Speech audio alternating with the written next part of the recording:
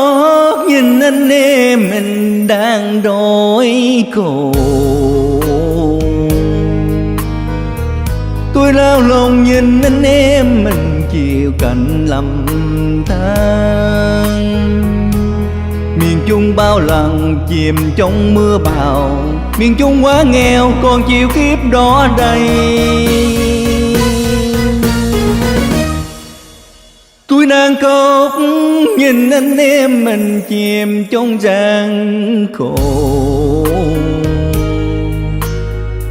Tôi đang nhìn quê hương mình với hai hàng lệ rơi.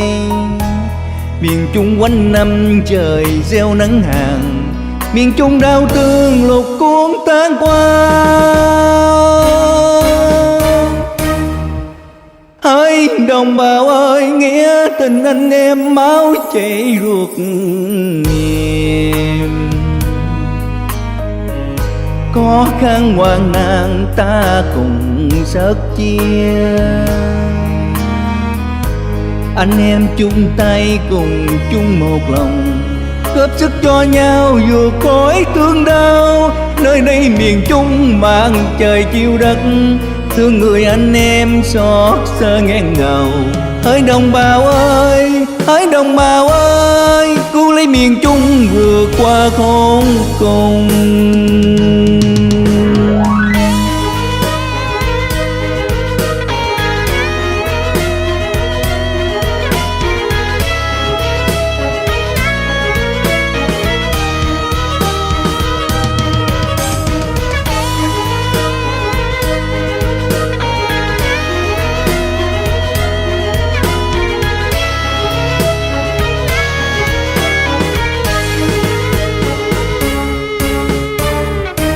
Tôi đau xót nhìn anh em mình đang đói khổ. Tôi lao lòng nhìn anh em mình chịu cảnh lầm than.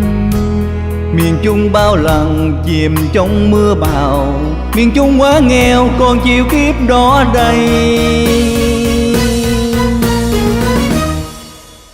Tôi đang khóc nhìn anh em mình chìm trong gian khổ. Tôi đang nhìn quê hương mình với hai hàng lệ rơi.